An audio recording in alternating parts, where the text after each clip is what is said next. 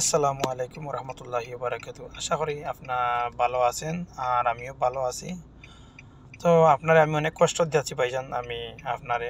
তো অ্যাকচুয়ালি আমি আপনারে আমার অনেক কষ্ট মেহনতের এই সামানগুলো আমরা তো দুবাইতে কি হাট কাম করি, পরিশ্রম কাম করি।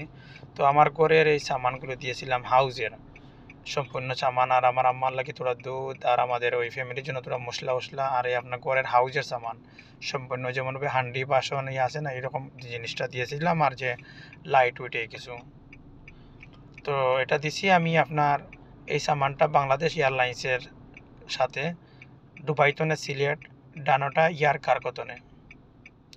তো সামানটা যেদিন পৌঁছেছে এর পৌঁছার বাদর দিন আমার বাইরে ফোন করছেন, ফোন করার পরে আপনার ওই দিন গেছে ১ ঘন্টার ভিতরে, আমাদের বেশি দূরই না এয়ারপোর্ট, সিলেট এয়ারপোর্ট। তখন এখান থেকে আমার বাড়িটা ১ ঘন্টার ভিতরে গেছে কি যাওয়া পরে অনেক কষ্ট করে এয়ারপোর্টের ভিতরে ঢুকছেন, ঢোকা পরে কথাবার্তা হয়েছে। ওয়া পরে আপনার এরা বলছে যে আপনি লাইসেন্সদারি একজন লোক আনেন, এই লোকে তখন বা করতে পারবো। তখন আমরা লাইসেন্সদারি দুই একজনের সাথে কথা বলা হয়েছে, জিএম কার্কো ওই যে আছে এরকম দুই একজনের সাথে, কিন্তু ওরা কখনো বলে আমরা তো এয়ারপোর্টের সাথে ঝামেলা আছে আমরা যাইব না অনেক এরকম। আমি নিজেও দেশে ছুটিতে গেছি, ছুটি যাওয়ার পরে আপনার আমাদের সিলেটের যে ডিসি এয়ারপোর্টের মিস্টার সুলেমান সাহেবের সাথেও গেছি, এ অনেক ভালো ছিল, এর সাথে কথাবার্তা হয়েছে।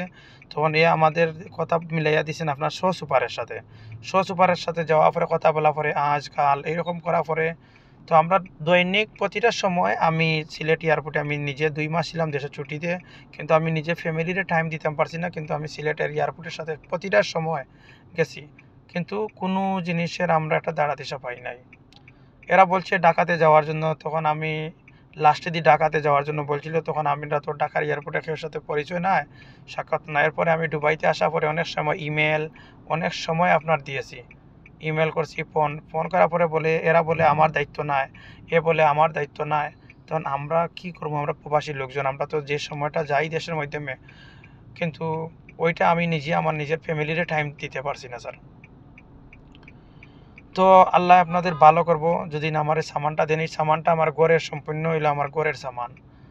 এটা এয়ারপোর্টে, সিলেট এয়ারপোর্টে এ টু জেড একটা একটা করে সব হলে সামানটা চেক করছে সিলেট কাস্টম অফিসারে, কোনো অবৈধ সামান কিছুই না।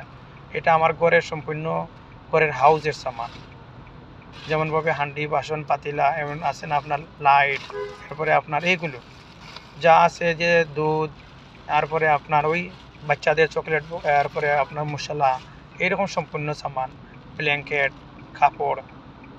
তো বাংলাদেশের ১ লাখের মতন হবে এই সামানগুলো। সম্পূর্ণ আমাদের ঘরের একটা বিয়ার প্রোগ্রাম ছিল, এর জন্য আমরা এই সামানগুলো দিয়ে দিয়েছিলাম। তো আমরা প্রবাসীতে অনেক কষ্ট, দুবাইয়ের মাধ্যমে যে গরমের মাধ্যমে কষ্টের কাজের মাধ্যমে সামান কিনা, আর এই মেহনতের সামান যদি আমরা পাই না তাহলে বলেন তো। আর আশা করি আমার যে মনের বলতেছে যে আপনারা এইটাতে সাকসেসফুল করে দিবা আল্লাহর রহমতে। আর আমি আশা করি আপনাদের উপরে যে আপনারা এই সামানটা আমার দিবা, কিন্তু আমি অনেক দিন চেষ্টা করছি।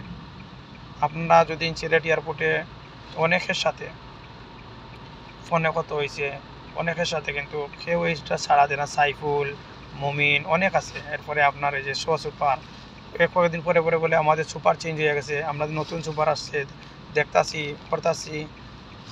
তো এটাই হলো মেন। তো দেখেন স্যার, অ্যাকচুয়ালি আমরা কাজ করি দুবাইয়ের মাধ্যমে, দীর্ঘ ১৪টা বছর হয়ে গেছে দুবাইয়ের মাধ্যমে, কিন্তু ফার্স্ট টাইম সামান কারকোতে দিছি।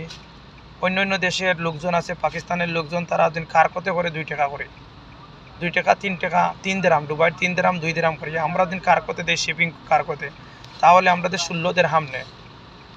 কিন্তু আমরা ওই এত কষ্টের মাধ্যমে দেওয়া সামান আমরা দেশে দিয়েছি, কিন্তু নিজের ফ্যামিলিরে, কিন্তু ওই সামানটা আমরা পাইতেছি না। কিন্তু আমি নিজে এটা অনেক মেহনত করি, অনেক কষ্ট করে এটা আমার এখানে কাজের সম্পূর্ণ আমার ফ্যামিলির জন্য সামান দেওয়া। আপনারা এটা সিলেট এয়ারপোর্টে কাস্টমার সবাই চেক করছে, আপনি দেখুন তো আমার কার্টন পাটা এগুলো তারা চেক করছে। আমার ভাইও ছিল, ওরাও ৪-৫ জন লোক আসছিল, আসার পরে আমার ২ জন আমার চাচা আমার বাইকে ছিল, এরা সামনে চেক করিয়া কিন্তু আমার সামানটা এরপরেও সামানটা দিছে না। তো আশা করি আপনারা এই জিনিসটা দেখবা সুস্থভাবে। আর ইনশাআল্লাহ আমি তো শুদ্ধ ভাষা কথা বলতে পারতেছি না, আর মধ্যে ভুল ত্রুটি হইতে আপনারা ক্ষমার দৃষ্টিতে দেখবা, যদি কোনো কথার মাধ্যমে ভুল হয় আপনার ক্ষমার দৃষ্টিতে দেখবা। Sorry sir. হ্যাঁ, আসসালামু আলাইকুম রহমতুল্লাহি বারাকাতুহু।